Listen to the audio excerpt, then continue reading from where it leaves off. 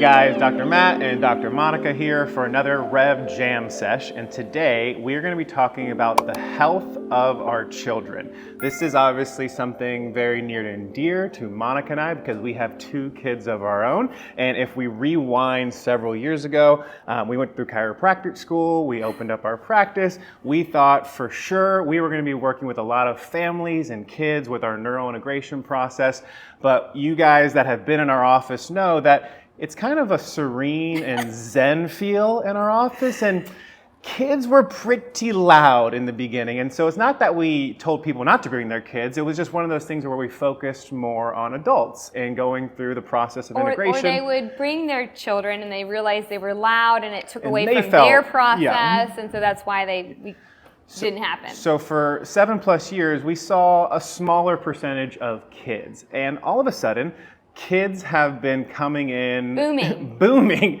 into REV, and so we always believe that there's a reason, a season, or a lifetime for why things happen, and we're definitely in a season, and I also believe a reason as well that more kids are coming in. So what we want to do today is just jam about why is it important for kids to go through this integration process to regulate their nervous system, and what people can expect for their kids if they decide that, hey, maybe this is something that can support them. And we can talk about if you don't have kids but you plan to have kids, what to do in advance to prepare your body for that process. So we'll touch on that at the end. So I think the first thing to talk about is a lot of people might say, okay, my kid's 5 years old, why do they need to go see a chiropractor? In the best way, in a couple of minutes, how would you explain to a parent, hey, this is why a child needs support? So I've been seeing a lot of children from like ages 2 to like 17 right now. And so I have a similar conversation to all of the parents. They present with their children and they say XYZ is going on, whether it's like allergies, they experience some sort of trauma and they feel like they really can't get past it. Maybe they have GI issues, like constipation is a big one, or just even like emotional outbursts. Like they feel like they can't really like regulate their emotions, whether they're feeling really angry, like angry outbursts is a big one with children.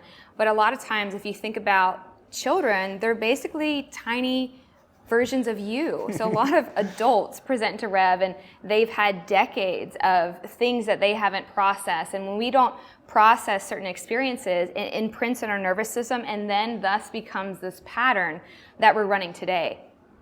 So if we can interrupt these patterns and integrate right when they happen, it's real-time integration and it sets them up to live their life free of those patterns that would be ensuing like everyone else presents as an adult, if that makes sense. And I know the answer to this, but I think people would be interested to hear it from you and us. Like, what have you noticed is the biggest difference with the rate of change from kids compared to adults? I love this question. I always say that kids and animals respond so fast compared to adults. Kids and animals, just the exact same. Fun fact, I actually went to chiropractic school because I thought I was going to be an animal chiropractor, and so I really learned, went to many seminars working with animals, and that's really where I saw the real-time integration, but it's very, very similar to children. They respond super, super fast. So their rate of healing and integration is like, 3x times what adults experience. Because again, adults present with a lot of decades of lack of integration and baggage that they're coming with, they have to unwind, and that just takes a little bit more time. Versus a child who has had several experiences that they're working to process, it's just so much easier. And they're younger, their nervous system's in a place that's different from an adult. I think it's funny whenever adjusting adult versus a kid, like an adult almost has like this hesitation, this resistance, like what's this person doing to me? And there's this like subconscious like a filter, resistance where a kid's just like, yeah, lay on this table, absolutely. And then they integrate and process so fast. And I just think it's so interesting and cool to see, especially like you talk about the breathing pattern of how we're supposed to breathe, that once a child starts going under this care, like naturally they start breathing so efficiently. So someone is interested in maybe bringing their kid in, whether they're 1 day old, 18 years old, or anywhere in between. What have been some of the most common things and changes that you've seen or that we've seen through children going through this process? The same concepts apply to children as to adults. So at the beginning, when we're working with their system, we're just looking for change. And so the change can look a little different for a child versus an adult, but it actually has a lot of similarities with it. So with children, we're just looking for, maybe they're taking more naps when they usually wouldn't take a nap. Or I'm working with this one child right now who is having a little bit of a tic with his eye, and so it happened because he had trauma with a dog getting in his face. He also lost his grandmother at a very similar time, and so the trauma was stuck in his body, and it manifested as this like tic that his eye kept twitching, and stress enhances trauma. So when he was, under stress, like, with baseball or something like that, it would get worse. And so with working with this child to process this trauma that's stored within the system, what we're looking for is an acceleration of the tics, like maybe there's more of it or less. Or maybe they're having maybe just a little blip of anger coming out or some sort of emotion coming out. As long as it's a little different than what they were usually doing, that means their system's responding in the right way, just like an adult. We're just looking for change at the beginning, and then therefore it will begin to unwind itself naturally and faster than adults. I think the biggest thing, the umbrella aspect of why children going through the integration process is good is like, we have 2 kids. We have our own stuff. We have our own things and experiences that have molded and shaped how we respond, react in this world, right? And we want to do the best to set our kids up for the absolute best for their life. But no doubt they're going to have some experiences that are traumatic, whether it's self-imposed or the external world imposes on us.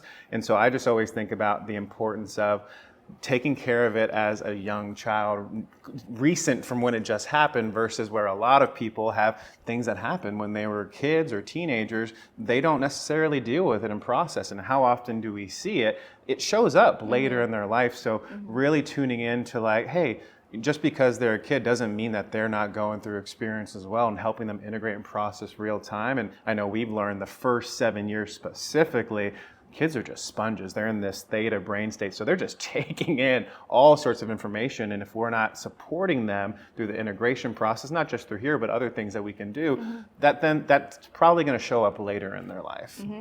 Yep. And I love that you said the 0 to 7 is completely subconscious, so they're in a different brainwave than adults. So essentially, like, the experiences that they have or the environment that they live in imprints their nervous system that this is the way that life is. So a lot of times, the children are starting to come in first without their parents, but more often than not, it's the parents coming in, and then they realize that they want more regulation within their entire family, and so then they bring their children, because we're all responding to each other. So like a regulated household is like the most like whole like wellness picture that we can paint for everybody, is that's what everyone deserves, to have that. But essentially kids are reflecting their parents. And we are also like, we're kind of bouncing off each other. So the more that the adult can regulate, the more the child will regulate and respond back to that. So it's like kind of the whole thing together. But I wanted to share that we had like, all the tables filled with adults, and there was one child on the table the other day, and this one woman who was working through some anxiety and past trauma herself, she was walking through the adjustment center, and she was like, oh, a child's on the table. And I was like, yeah. And she was like, does he have anxiety? Is this going to help with anxiety? I'm like, absolutely. We think that sometimes children are different than adults, but they are just tiny humans. Again, they're just like us, and their emotions matter too. So to really deal with it, like Matt was saying, process it now, it won't magnify into their adulthood. So children coming through this process just lights us up, because it just sets them up for a life of like limitless possibilities. I think too, like, people might have their kids like, oh, my kid doesn't have anxiety, they're perfect, they don't have much going on, but they also have an immune system, they also have a cardiovascular system, they have a lymphatic system, they're a human being that's growing at a rapid rate, right? They start off this big and then they turn into 5 foot, 6 foot children later down the road. And so one thing that always has been, I think, the most challenging thing when communicating to people of like, why should a kid come in, especially when I hear, man, they've been having ear infections, or they've been having GI issues, or they've been having stuff. going through this process, when people, like kids come in here and they're under regular care and then they get sick, we always tell them, why do we tell them that? Get in here, let them come in here, because it's just going to help them process so much faster. So I think a lot of people kind of miss that point of like a big piece of this neurointegration process is creating, balance in the nervous system, and the nervous system controls and coordinates every other system in the body. Yes, and with something like an ear infection, we know that the human body will move through any immune boost, whether that's an ear infection or a virus or anything like that. And so we just want to set the body up to be in an optimal state to move through that beautifully and upgrade from that place of balance. And yeah. So going through this process, great. What are some things that people can do at home with their children to support coherence in their nervous system? What are some of the top things that we try to do, that we share with people that could be supportive of people watching this video? Number one, I would say that increase your awareness around the dynamics within the household. So oftentimes, if I'm going through something, I'm going to react in a certain way, and then my children will react because I'm reacting or because of the state that I'm in, and then I will blame the child for the reason, and really it started with me. So it all starts with, especially the adult, of us being in a place of balance, us being in a place of homeostasis, and us being present so that our children they're reacting essentially and responding to where we are at. So I think the biggest thing is, and just to take ownership of like your energy in your household, and you as the adult, like you are the foundation, you are the leader for your children, and they're always looking to you to see, how life works through your eyes. And so to be that leader is a beautiful thing, but it also takes a lot of bravery and courage to look at your own stuff and also, be in charge of it in that way where it's just like, okay, this is me, that's why they're responding, and to like take a moment and breathe, connect to your breath, maybe take a few moments away where you can just kind of regulate, settle down, and then come back is huge. I mean, we talked about the kids just receiving everything around their environment, so home environment, what's going on at school, but like that ownership aspect from a parent, like that was something that didn't come super easy and understanding from my lens growing up, but understanding, like I've seen it, like if the kids are acting up, I take a deep breath, I'm like, oh yeah, I'm kind of running around a little crazy right now, so the energy has shifted them as well, and so taking that ownership, it's not going to always be cut and dry like that, but man, I've seen so many, especially moms come in here, they'll talk about their health history, like, yeah, my kids are X, Y, and Z, and then they go through this process, their kids never even come in here, but they start regulating, they start feeling more calmer, it's like, oh, little Billy has just been an angel recently. Like, I'm not kidding you, that happens all the time. So it's like, yeah, if we can take care of ourselves, that's also going to translate to our children as well. And let's paint the picture. So like if I'm a mom and I have childhood trauma, I have patterns that I've adopted that are limiting, me from expressing my full potential in a place of balance, and I'm responding and reacting in certain ways that I wouldn't want.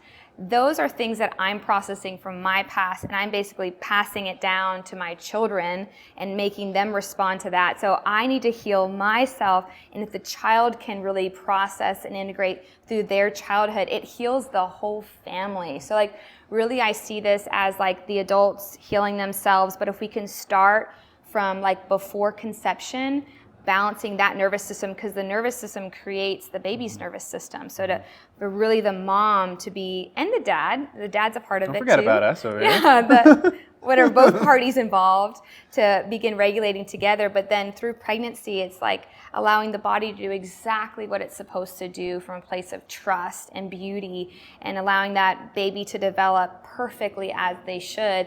And then when the perfect time comes around 40 plus weeks, when baby is supposed to come earthside, then the body can do exactly what it's supposed to do because it's in that place of balance. And it's in that place of, optimal nervous system regulation and performance, essentially. And then thus from there, childhood on.